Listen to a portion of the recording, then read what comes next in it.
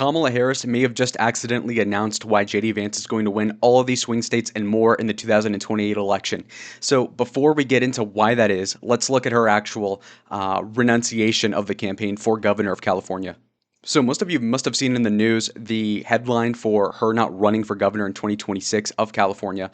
But the devil is in the details, and most people did not read the second page of her announcement.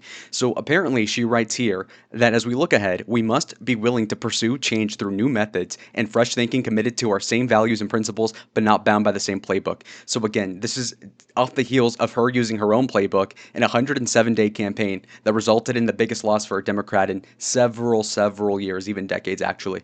Now, word salad aside, let's actually try to understand what she says in this next paragraph, saying, "For now, my leadership in public service will not be in elected office. I look forward to getting back out and listening to the American people, helping elect Democrats across the nation who will fight fearlessly, and sharing more details in the months ahead about my own plans."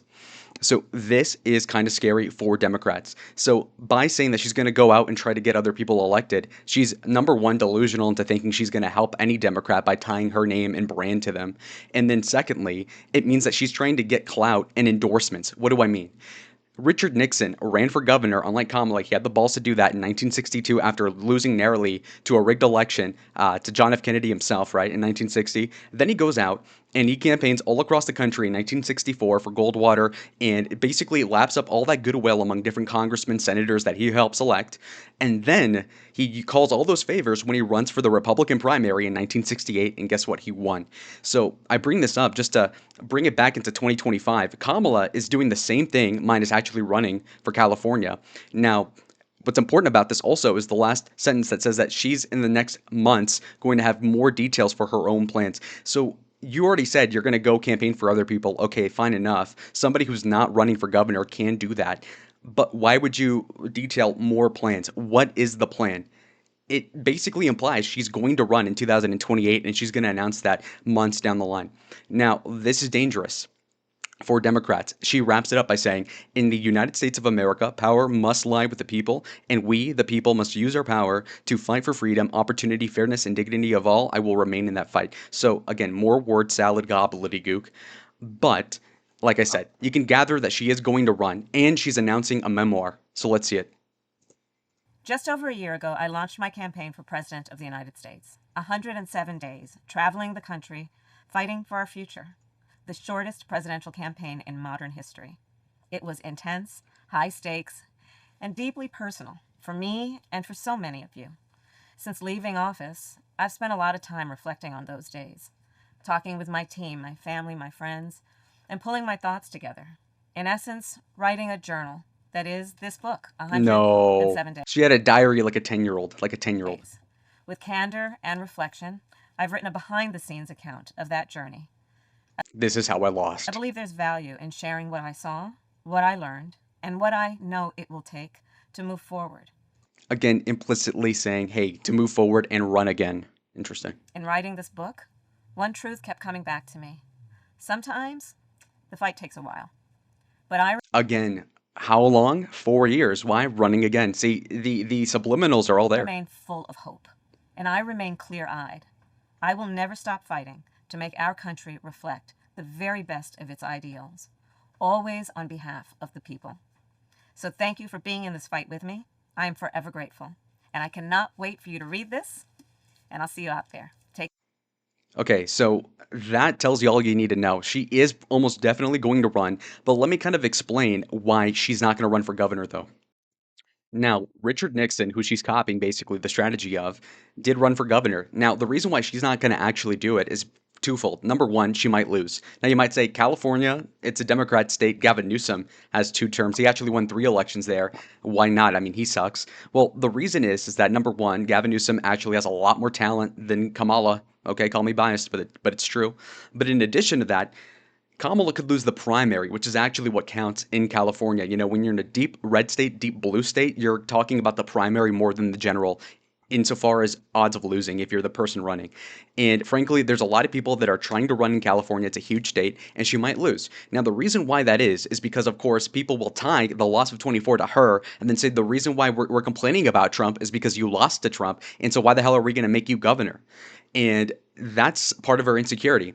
All these rumors of Kamala drinking before rallies, looking ditzy, people accusing her of being on pills and whatnot, which I think is kind of true, kind of indicates that she does have this anxiety and a lack of a self-esteem, which kind of implies that she is actually afraid of running for governor. And here's the thing, she could run in 28 and have a credible shot just because she was the nominee the last time, whereas if you were to do the governor's race and you lose, then there's a 0% chance she's going to be the president. Because if you lose the governorship, then why the hell are you around? And you might say, well, Nixon lost and became president, but the circumstances were much more different back then. In addition to that, Richard Nixon, to his credit, was a way better politician, was a lot higher IQ than was and is Kamala Harris.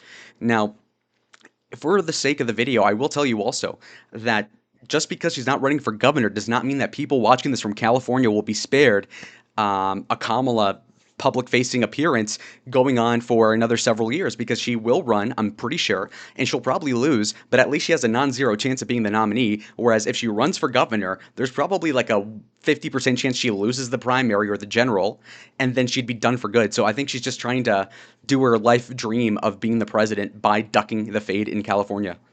All right, so apparently Kamala Harris was recently on the Cobar show actually today, but I don't like watching unemployed people, so I'll just take this quote. So Kamala tells Stephen that she decided not to run for governor of California because the system is broken.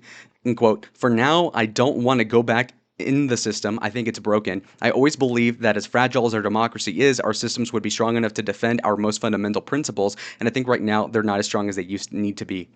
So again, word salad, Jesus Christ, like they're paying her to sound incoherent. But just if I were to make something out of what she just uttered out of her mouth, I would say that honestly, this is just a cop out. And for her to attack the system is ironic given that Joe Biden was the president for 4 out of the last 4.5 years. So that's pretty much their fault, honestly, not Trump's, which is what she's, I guess, begging the question of. And so at that point, it's pretty conclusive that she's mainly not running for governor because she is running for president, and she just doesn't want to lose already the odds of being president by losing next year in California. So, I mean, that basically sums it up. Okay, so the last thing I'm going to show you guys is President Trump's reaction to Kamala. Mr. President, Kamala Harris, as you know, is not running for governor of California. She's not going to do it. What do you see in her political future, sir? Well, she can't speak. She can't talk. She can't do an interview. I thought it was a very strange campaign that we had. But, you know, I had two of them. We were up by like this massive number of points on Biden, and they said, let's change to Kamala. Nobody knew who Kamala was. Nobody knew her last name, Harris.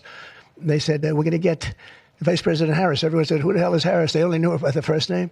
But no, I thought she was a terrible candidate. Look, don't forget, she didn't really get the nomination. I mean, that whole nomination was strange. She was the first one out. You know, she took a good amount of points with her when she announced, but nobody knew her. And once they got to know her, she dropped out very shortly after she started. And she started with a pretty good, you know, she was like in second or third place. But I don't know. I mean, I wouldn't call her a skilled politician. See, that kind of tells you everything you need to know. And actually, the president made a great point that I just realized is that Kamala Harris was banking on people not knowing who she was because she's insecure, because she knows she sucks. And so she was kind of betting on, okay, well, if people know that I'm not Joe Biden, I don't have dementia, and I'm different from him, and Donald Trump is evil and mustache man level and orange man bad, then maybe I'll just coast to the presidency. And that was her logic. And she was kind of right for a little bit. She was leading Trump apparently for like a couple weeks, but it didn't work out at the end. Now, what I'm betting on is that she's actually believing that strategy for 2028. What do I mean? I think she's betting on Trump being super unpopular come 2028. JD Vance, let's say, is the nominee, who, again, is going to be repping all of the Trump stigma by that time, assuming that Trump fails really bad as president. And then Kamala comes in like, well, see, I told you so. I told you so that he sucked. And look what happened the last 4 years. So now that it's 2028, elect me. And if you're believing that theory, then why the hell bother risking losing in California and shooting yourself in the foot when you can just do that I told you so campaign. So that's actually pretty brilliant. Would you? She's also coming out with a book. Any plans to buy it? I don't know. Yeah, I think I'm going to buy it. I'd love to see it. No, I find it. Look, I find everything in politics interesting. I sort of enjoy politics. She wasn't a skilled person. You know, you have skilled politicians, really skilled politicians, and then you have some that aren't. And she was put in a very tough position, I think. She did have a 6-week honeymoon. They were told me, the pros said, you know what, she's going to have a 6-week. And she did. She was like untouchable in terms of everybody thought great. But she didn't do any interviews or anything, which was strange. Not even friendly interviews with friendly reporters like her, right there, a really friendly reporter. And you know what happened? People said, what's wrong with her? Why isn't she doing?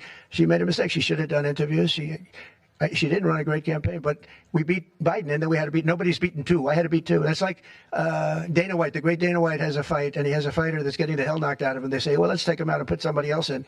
Didn't seem fair to me at the time, but where are we? We're in the White House. So, I mean, that's brutal. so it worked out. Brutal.